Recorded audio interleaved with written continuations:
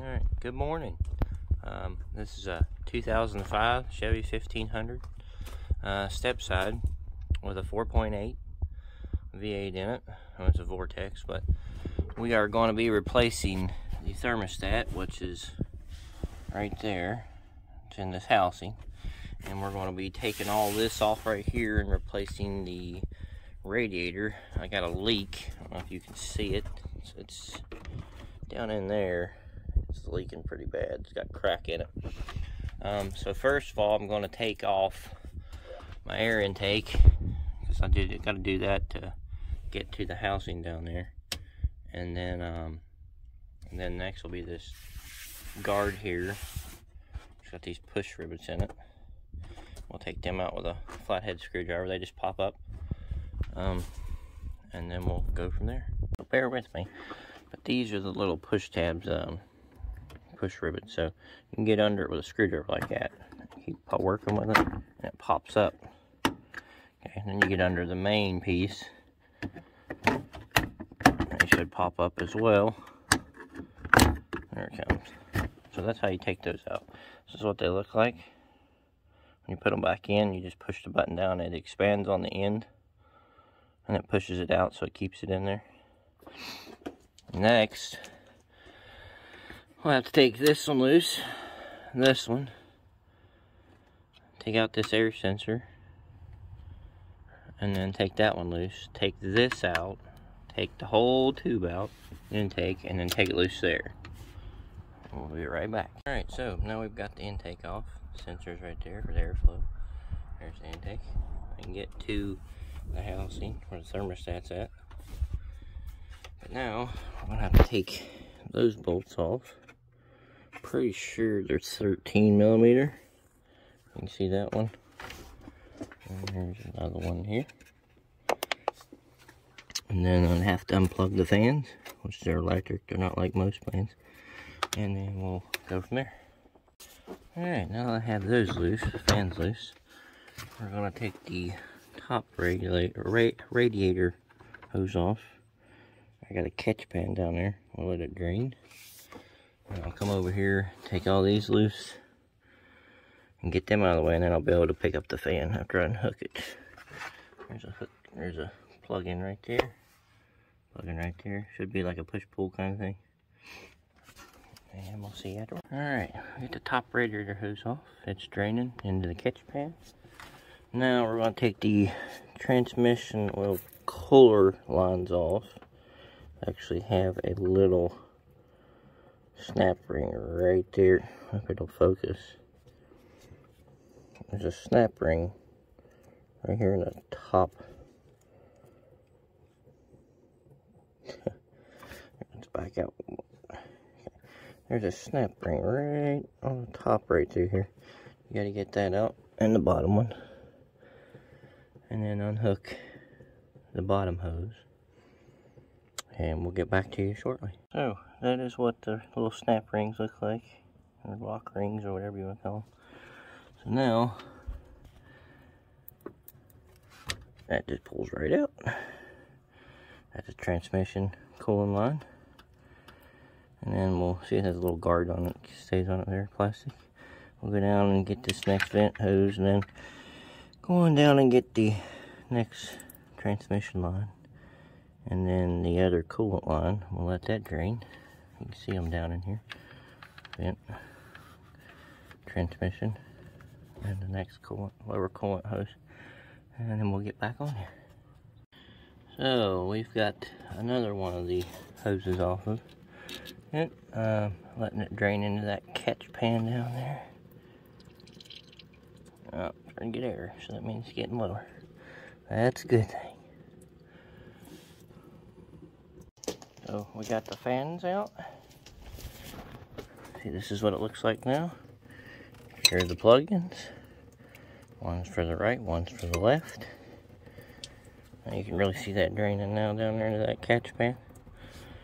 Once it gets below that one, we're going to pull off the bottom one. And we're going to pull this clamp, pull these bolts, and then we're going to replace the thermostat. And then we'll get ready to put get the radiator out, put the new radiator in, and we'll go over that. Alright, I got the second clip out. Don't lose those. The transmission coolant line. Pop right out.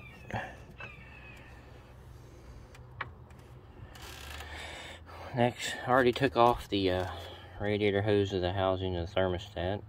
It's draining now. It don't look too bad. Usually you'd buy the housing and then replace it too, but I don't really feel like doing that. I mean, mine's in good shape, so they recommend it, but I'm not doing it. We're gonna take that off. These are 10mm. There's another one on the bottom. We'll get to it. So these are my last thing. They're 10mm, one on each side. They got bushings in them, so.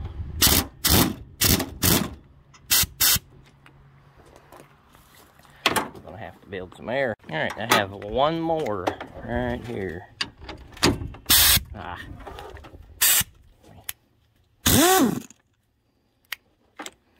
It's an old impact, so. Alright. Now that that's done,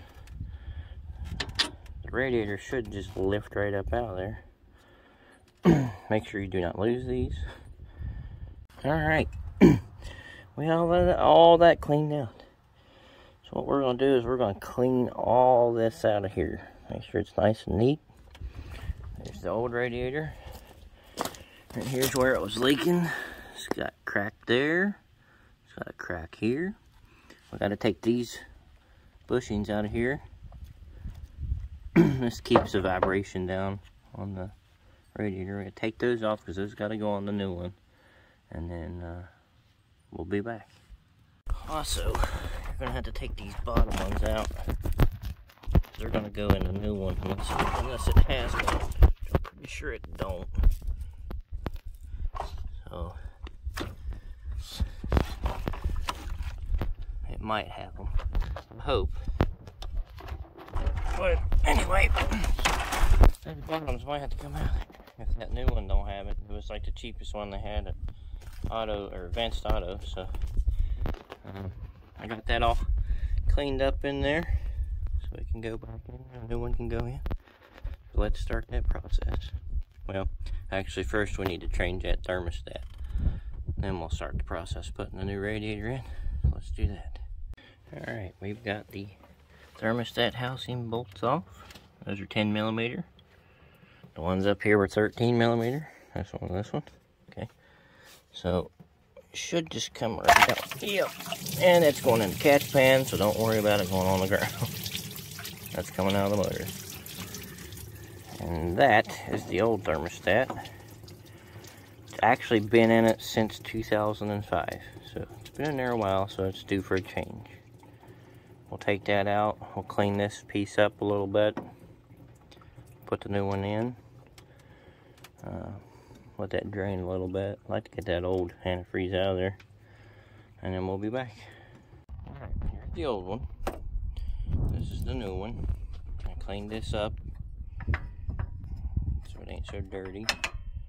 So basically, see this, there is a groove. There's a little groove sticking out right there.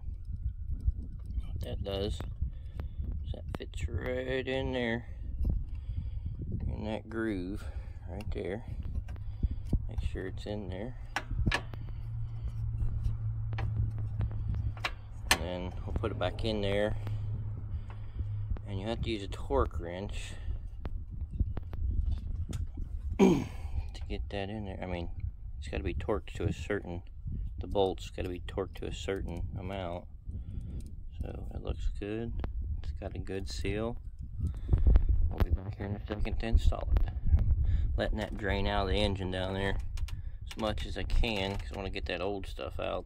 A lot of people back in the old days, they used to soak these in hot water, boil them, and let them open back on the old cars, and then they put the coolant in, and they'd go right into the motor. But now you can put this on there,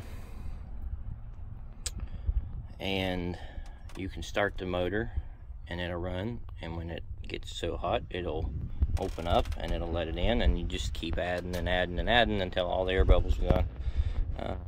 and we'll get to that later. So this is the new one. It already has the bushings in the bottom, and it even has the little snap rings right there. That is the new one. We'll put it in now. Also got the housing back in. Said torque to 11 pounds, but I don't have a torque wrench, so I just snugged it tight. I'm not going to tighten it down too tight because that is cast aluminum and that will crack. Alright, so we've got the new one in. Gonna put the bolts in it to hold it in place, and we'll start hooking everything back. Alright, so I got the housing back on. I got the lower radiator hose back on. I cleaned it up real good, make sure there's nothing inside of it. Now we're going to put the transmission cooler lines back on and the vent hoses, and then we're going to come over here and put the upper radiator hose on this side. We got this nice and snug, come with new ones, and then we'll keep on going. Alright, I got the transmission cooling lines back on. Put the cap back on there. And it just slipped right on there. There's another one right there done. We get the clamps on that back on, clamps on this one. The thermostat back on. And we'll, we have got all the lines hooked back up on that side. And now we're going to get the upper radiator hose after we get the fans back in. After we get those back in, then we'll do the upper radiator hose. And we'll put everything back together. So as you can see, those had a like a little lock ring like thing, a push ring that went into those. Got all the clamps done. Got that one.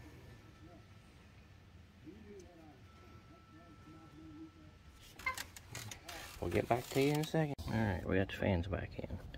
Now we're going to do these 13mm bolts, snug them up tight, get that plugged in, and we're going to go to the upper coolant hose, radiator hose, and I'll get back to you again. Alright, so got the fan in, got everything hooked back up, back in its little places. This one, let me get that one's in. Got the upper radiator hose is on. Everything's clamped good. Everything's back in its place except for this one. Just a little bit like that right there. Now I gotta put the air intake back on, and then we'll fill it up with coolant and we'll let it run and run the air bubbles out. And just keep adding until there's no bubbles, and then we'll take it up the road for a test drive. Make sure the thermostat's opening, turn heat on. So we'll see you here in a little bit. Alright, so I got my cold air intake back on. And if anybody's asking, this is just one of those eBay ones. It actually does help with the gas mileage. Plus I've got a cherry bomb glass pack muffler, so it lets more air come out and flow. So it actually gets better gas mileage with those two things. But anyway, I got everything back in, everything's secure. We're going to start filling the reservoir. I do have what they recommend for GM vehicles. So I've got this Dex Cool, and it is concentrate. So we'll add one of these and then one jug of water. And it has to be distilled water. You can't add tap water, I guess, because the chemicals in it and whatnot. So we're going to start doing that, and then we'll let you have an update. Oh, we are waiting for that thermostat to kick, and then it'll release, and all this will be gone. See it bubbling? It's air bubbles in the system working their way out. When that kicks here in a little bit, that'll all be gone, and I'll have to fill it back up again. But yeah, if you like the video, give it a like. If not, I don't care. This is my first time doing it. I thought I'd film it, and I watched other people's videos, and I was like, well, I'll do my experience with it. So yeah, Like I said, 2005 Chevy 1500 stepside, 4.8 V8, vortex, radiator change, and thermostat change. We'll see y'all.